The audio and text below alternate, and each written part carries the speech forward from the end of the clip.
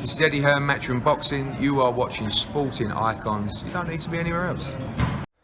Alright everybody, so following the bad news, I suppose, from the previous video that I uploaded about 20 minutes ago, as I've been recording this particular video, go check out that video where Conor Benn has allegedly failed a PED test for a women's infertility drug ahead of the Chris Eubank Jr. fight this Saturday. Anyway, Matchroom, Eddie Hearn, Wasserman have put out a joint statement, and it goes as such. We have been made aware that a random anti-doping test for Conor Benn conducted by VADA returned an adverse analytic finding for trace amounts of a fertility drug. The B sample has yet to be tested, meaning that no rule violation has been confirmed. Indeed, Mr. Benn has not been charged with any rule violation, he is not suspended, and he remains free to fight.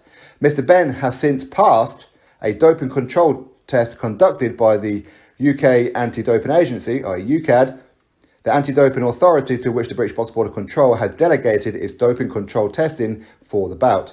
Mr. Benn has passed all doping control tests conducted by UKAD. Both fighters have taken medical and legal advice, are aware of all the relevant information, and wish to proceed with the bout this Saturday. So that is the joint statement from Matchroom and Wasserman. Now, it depends on how you look at this. There's multiple ways of looking at it, okay? So let me give you quite a few scenarios. Firstly, he's passed all UKAD. UKAD, employed by the British Box Board of Control, it's a British Box Board of Control sanctioned bout. It's in the UK, 2 British fighters. There is no title on the line, okay? In theory, it didn't even need UKAD. VADA. They didn't even need VADA.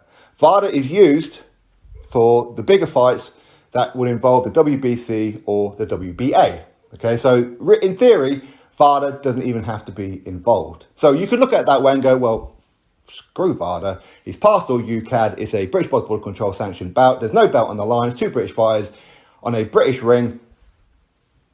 No problem. But then you could look at it anyway and say, but you chose to use VADA. Well, you didn't have to, but you did anyway for that extra testing, because obviously there are some differences between UKAD and VADA.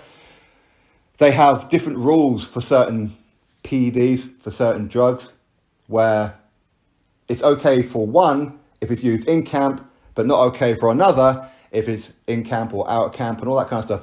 It's absolutely bizarre. And of course, a couple of them have a couple of drugs, shall we call them, or samples on one where the other one doesn't, and vice versa. For me, all of them should be exactly the same. That's just my opinion. Now, currently, Conor Benn, he still wants to take the fight.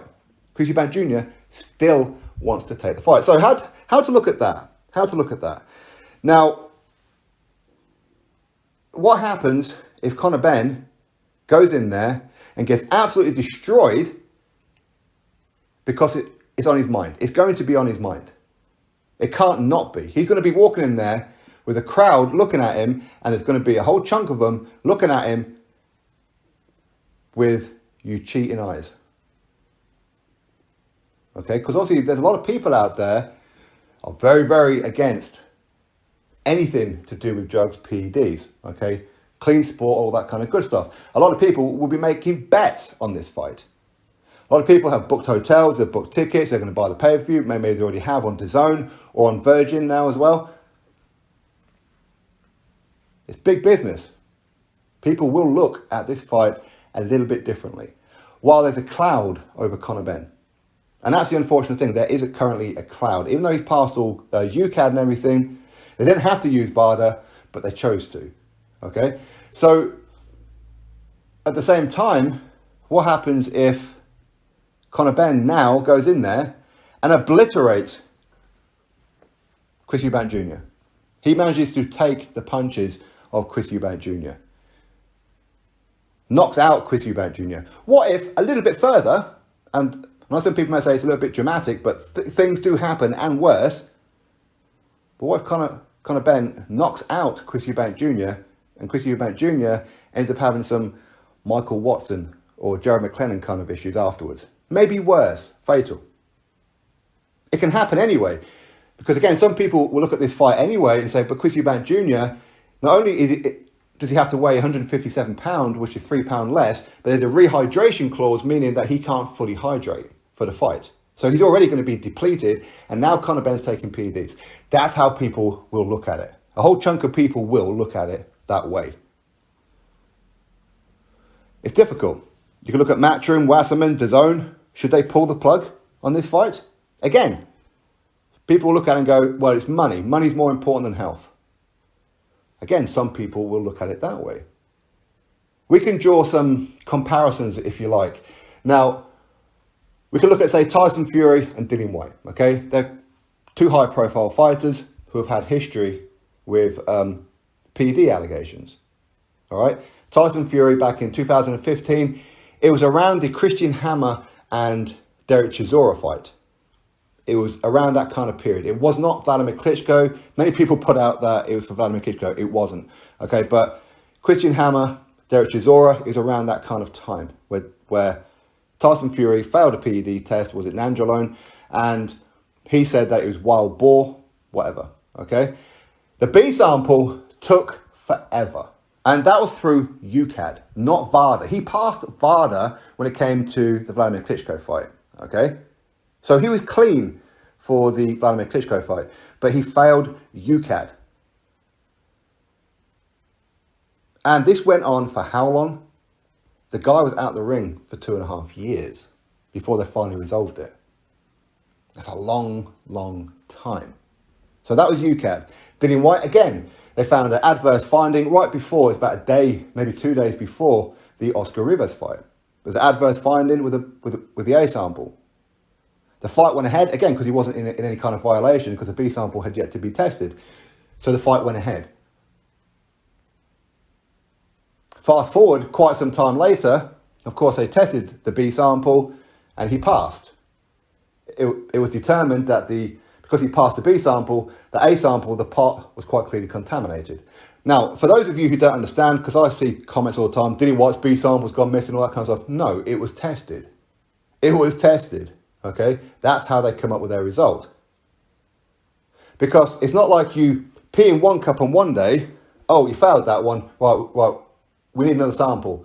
Days later, weeks later. No. The A sample and the B sample, okay, so it's a cup with A on it and a cup with B on it. You pee into both cups at the same time.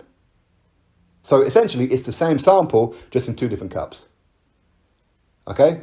So hopefully that clears things up. All right? So that's what's going to be happening with Conor Benn now when it comes to VADA. As I said before, why they use VADA, I don't know, maybe just extra security. And quite clearly, there's some kind of adverse finding. Why a women's infertility drug, a trace sample, whatever was found, I don't know. But things can happen by accident, that's for sure. He didn't strike me as the kind of person who would cheat, especially when you know you're going to be tested not only through UKAD and VADA. You're going to be extra careful as to what you're drinking, what you're eating. You have to be, all right? But the B sample, that could be done today, could be done tomorrow, could be done next week, a couple of weeks later, we don't know. Now, I'm sure Eddie Hearn, he could get hold of VADA and rush it through, get it done now. It probably means that you have to pay a bit of money, right? Is he going to do that? Very unlikely. Very, very unlikely. So what you do is you allow the bout to go ahead, and whatever happens after is what happens after. We've already made our money, whatever. That's reality of it, right? So it's a tricky situation. Do you pull the fight or do you not? Now, if you're anti-Matchroom, as a lot of people are, yeah, pull the fight, all that kind of stuff. Why? Because they don't want Eddie Hearn, DAZN, to get a lot of eyes and ears on their event, make a lot of money, make a big success. Other people pull the fight because they're so against PEDs, they're so against drugs. Some people say, well, let the fight go ahead because the most important one, which is UKAD, which is compulsory, he's passed. VADA didn't even have to be involved. So many different ways of looking at it, but anyway, we'll have to wait and see what happens. Drop your thoughts below, click thumbs up, subscribe, catch you in the next video.